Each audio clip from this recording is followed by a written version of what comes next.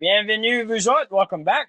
I'm here with Tanya and her dad, Richard Ardoin, and we are going to talk a little bit about learning our language when you have access to somebody that is in your family that, was raised speaking French. So Tanya is really blessed. She's got somebody who's alive and coherent and can speak really clearly. And Tanya has been one of our students from the beginning. And how long would you say it took you from the time you started learning with our classes to the time you were able to have like kind of a full-on conversation in French with your dad?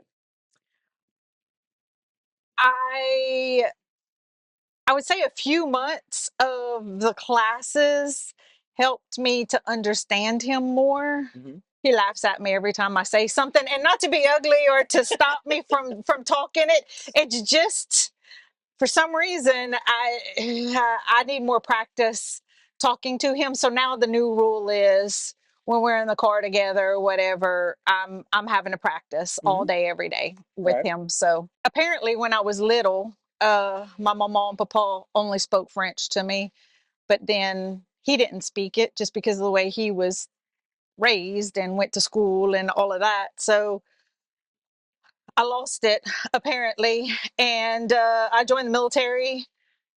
Never thought about coming back to Louisiana, but then I started losing some of the older people in my family. So my mama was first language French, my papa was first language French, and they've passed away in the last few years. And it got me thinking.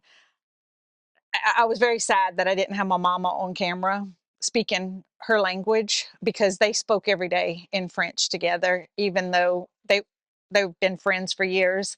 Um, so when my papa was diagnosed with cancer, I decided to just start recording everything. And that's how this all started. Hmm. I put it on TikTok and it just blew up overnight. And I was like, people are actually interested in this. And it just got me more interested. And so I took a class, and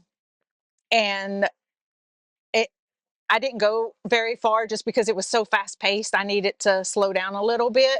Hmm. And so whenever I don't remember how you and I connected or I learned about your class, but I think I saw it on TikTok and I was like, well, let me just try it out. It was learn at your own pace and so affordable that I was like, why not? And once I started taking your class, I felt more comfortable asking him questions and talking to him. So this is all new. Like all these years I should have been learning, but we just spoke English to each other. But because of your class, he and I feel like we're spending more, even though I may not be speaking fluently, I feel like we're spending more quality time together and I'm learning slowly. So fluently is a funny word because, you know, there's different degrees of how you would consider someone fluent, right? Hmm. But I think maybe a better word to use would be conversationally. Could you have a conversation before? And then can you have, even if there's laughter, can you make yourself understood and can you understand? Yes, between me and him. Hmm. And I think that's the only thing that matters right now. Yeah, And life is so crazy that I have not had the time to spend on the class like I would like to. But if I committed every day, I think we would be able to use the word fluent. So sure. um, I'm at a point where things are starting to slow down, and I'm going to start practicing more. But So what was it? What was it like before? Because before you've we been did not speak French at all to each other, right. like not a word, nope. And whenever he would talk, when him and my mama would talk, it was about me, Hmm. and I didn't even know what they were saying. But now anything he says, I completely understand. Okay. And what do you think kind of set that light bulb off for you? You breaking down um the verbs and the adjectives, like the one thing that I remember, I was like, I can do this when you had a lesson that said fad. Am I even saying that right? Like Yeah, if you're you good. say fad, that's to cook, that's to play the guitar, that's to do anything. And I figured if I can learn certain words, Mhm. then I I can grow from that. And that one lesson stuck with me. Right. So you learned kind of the core vocabulary, which we teach is things that you need in order to have a conversation. Yes. And that gave you the ability to ask questions that you wouldn't have thought to ask before. Yes. So what was that like for you? She was not interested for years, and all of a sudden she just came at you with a bunch of questions. She made me love her more. Oh, really? Yeah. I mean, we became buddies, especially, me trying to teach her, you know, but I lost a lot of my language because everybody's dead, Mhm. all my family. So her mama's dead, and what we lose in them old people is so bad, they're all gone. How could I say that? I mean, it hurts to see the language go, Right. you know. And, just like saying my prayers, well, me and mom would get on our knees and we'd say our prayers in French. But I forgot how to say it, Mm. you know. And that's what kills me. It's like she asked me, how you say that? Like truck, how do you say truck? Truck. Yeah, but we've become closer. I think that just it's another layer of friendship on top of, dad and daughter. Has talking with Tanya in French helped you to remember more? Yeah. And learn more. It's like, let's see if you know what this is. Okay. Ours. Oh no. Oh my Lord. That's not many Cajuns that know it. Daughter actually in now this isn't a Cajun word, it's actually from France, but she calls her little teddy bear her nounours. The Norse. Oh, Of course, she says it with more of like a ooh, yeah. nounours. I feel like a lot of the language was lost because we didn't have enough shows for kids in French. And so my kids, they don't really watch English kid shows. But we have one French kid show that's from Louisiana. All the others are from Canada. So my babies, I mean, they could understand everything we're saying at 2 and 3, as good as a 2 and 3 year old could understand, but some of their vocabulary is actually from France or Canada because we just don't have enough kid shows from here. So, Well, what you doing is great, well, thank you. Mhm. you know, because I mean the Cajuns are gone. You know, The real ones. what I call, somebody will tell me, "Oh, I'm a Cajun." I said, "No, you a make believe Cajun." Well, what makes it not make believe, do you think? Be able to speak the language, the food, the traditions. You know, The old ways of life. yeah. But the first thing you said was the language. So when you were younger, if somebody called themselves a Cajun or somebody called themselves a Creole, C'est un tout des Cajuns. right? C'est un ça. So they all spoke French, Yeah. Where you see like mama, daddy, grandma, Uncle Ben, they didn't know how to speak English at all. right? And I tell mom, that's not how you say that. Well, you know what I mean. God, that's such an interesting concept. So if somebody had told you they were a Cajun back then, but they didn't speak French, what would your thoughts have been? Uh, they were, yeah, they'd still be Cajuns, but they wouldn't 80% Cajun. He's grading them. Okay, that's awesome. That's funny. And I think the idea of what a Cajun is has evolved over time. I think because it's become like a marketing word. Yep. People make money with the word Cajun. Yeah. Yep. And they they think we eat hot food. We don't eat hot food. We like Paul Proudhon said. You don't burn your taste buds. You tantalize them. There you go. I like that. I like that. So as far as Tanya was concerned, did it surprise you when she started Yeah. asking words? Oh yeah. What do you remember what the first conversation was like? What were you thinking when she just up and started asking you what do you call that in French? I said, wow. Inside my head, she she's my life, and I'm so proud of her, and her doing what she's doing now, trying to get her old daddy's Cajun life, makes me proud. What kind of questions did she ask? How you say that? How you say that? How you say that? How you say that? So I'll learn something on the way to the doctor, and on the way back, I'm like, how you said that? And I have to go back because there's just some things like that's not in the lessons, Oh yeah. just driving down the road, he'll ask me how to say a crawfish trap, or how to say the electric lines. I always knew, the funny things like consonants and stuff, but to know that this is a schmeege, right? Did I say that right? Yeah, me. Schmeege. And then kilote, uh, you What's culotte? kilote, pants, long pants, Long pants. long pants, How do you say it? Culotte. Kilo. Culotte. kilote. See, that's the thing. I need to. Vieux Shmee. I ain't gonna be here much longer, so I'm hoping that she keeps on doing what she's doing, and she won't be a make believe Cajun. Hmm. You feel like she's a make believe Cajun right now? Kind of.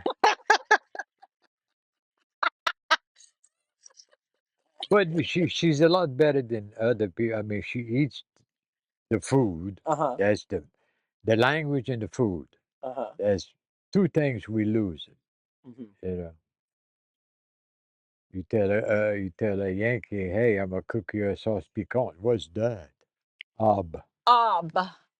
Why do I always want to put a R in the beginning? Ob. And then a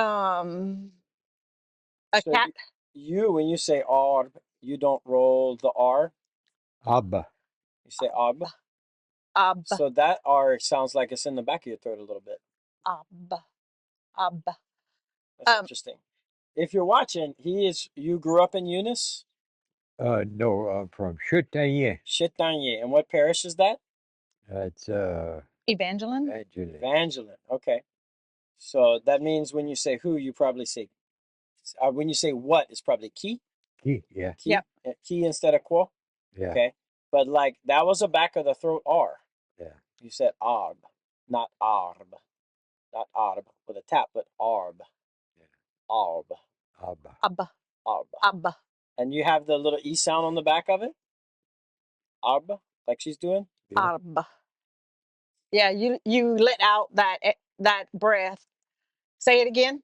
Ob. Ob. Ob. Okay. Yeah. What's another one? Catfish. I always just thought it was gonna be cat and fish, Hmm. but come to find out is goujon. But then if it's a yellow cat, it's jaune goujon. No, is Goujon jaune. Goujon jaune. A goujon jaune. Goujon jaune. Okay. Yeah.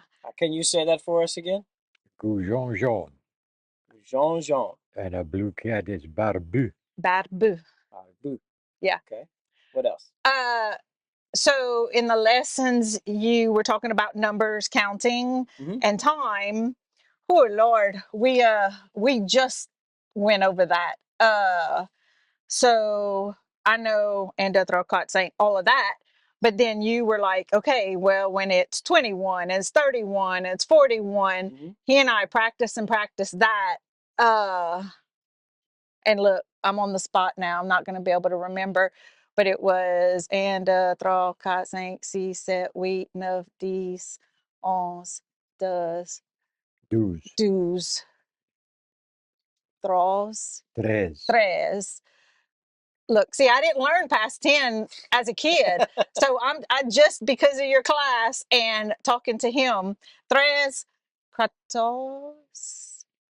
14, 14, 16, 16, 17. 17, 18, 19, 10. Allez, force. He said she's funny. Tell me, 20. 20, 21, right? 21, 21. 21. Do you say Say 21 or 21? 21. 21. Okay. 21. 1, 2, 3, 4, 5, 6, 7, 8, 9, 10, 11, 12, 13, 14, 15, 16, 18, 19, 20. And There then you go. 21. 21, 21. Or say it again. 21. And I always knew patat, but patat douce. I didn't know douce. And then he told me that there's another potato. So there's patat douce, and then the Irish potato is Patate d'anglaise. de glace. Patate anglaise. Anglaise. So Anglaise. what are your 3 types of potatoes? Patate douce, patate d'anglaise. That's it. Okay, so it's 2. Patate douce and patate anglaise, but Yeah. all of them are patate. Yeah, they're Right. all potatoes. Okay. You see what I planted for right there in the back? Mm-hmm. That's patate douce. Mm-hmm. Which is a sweet potato. And patate anglaise is anything that's a potato that's not sweet. Yeah. Okay. I mean, and simple things like I didn't know all the animals' names. Which ones do you know? Canar, Canard. cana, And that's a duck. a duck. I didn't know a frog was a crapaud. Yeah. Crapaud. Crapaud. Now, for you, is that a frog or a toad? Is that any frog? Crapaud, torche tout le temps les petits crapauds qui varent sur les châssis. Okay. So, in some places in Louisiana, that one would be a grenouille, La grenouille? but a crapaud for you, it's the green ones that climb up the window. Yeah. Okay. And you catch them and go fishing. Yes. Okay. All right. Gosh. Do you know any of the other words for frog? We got a bullfrog. Do you call a bullfrog a crapaud? Mm-mm. What do you Call it a bullfrog. a bullfrog? Okay. That's what I think. I lost my language, Sure. you know. I could speak fluently, and I had trouble pronouncing English words. Right. That's why the teacher looked at me and says, "Oh, you stupid! Get in the back of the class." That's a shame. Yeah. So I'm trying to think of other words. does the word wawaron sound familiar? Wawaron, yeah. What's that? Do you remember what that is? What? A frog to me, wawaron. The bullfrog? Yeah, bullfrog. Right. So you got a crapaud, a wawaron. Now, I know in some places, because this one I got from my uncle who's a crawfish fisherman, he would say grenouille taureau for bullfrog. Oh, I never heard that. But you know what a taureau is? Do you have that one in Evangeline? Yeah, Toro, that's a bull. Right. So grenouille was the word they were using for frog. So bullfrog was a grenouille taureau. Did y'all use the word grenouille for frog at all? Mm. So you had a crapaud was all other frogs, and a wawaron was a bullfrog. Yeah. How you say ear? Ore. Ode. I knew that. C'est I knew fort, that. tu vois. Oh, I guess Ode. I knew that. It just makes me mad because How would you say excited? That's what I was just about to ask you. I would say excité. Excité, yeah. Yeah. I've heard you say that before. Excité. Oh, she's doing good. like I say, she got to learn to turn her tongue, and then she'll have it. Really? So you find the only struggle y'all have when you're talking back and forth is she just hasn't quite learned where to hold her tongue in her mouth. Yeah, the Cajun language, your tongue is the whole thing. Mm-hmm. Like my name, Ardoin. Mm-hmm. It's not Ardoin. You know, and that's what they call you in the army, Ardoin. Ardoin is what they called me. Oh my Lord. Yeah, in the Air Force. So something I did that I shouldn't have done, I listened to a lot of it while I was at work Mm-hmm. just because I was like, I can do this and work at the same time. Mm-hmm. But I really wasn't paying attention. But now I listen and I'm going back and re-listening to some things and making notes Mm-hmm. because if I didn't write it down, I feel like I just blew through it and I didn't Sure. absorb it. So But you absorbed enough to know what questions to ask. yes. And there's some lessons that I didn't pay enough attention to. So I'm going to rewind and I'm going to go back and figure out where Kobe said to hold the tongue. And then I might be better. I won't be croche.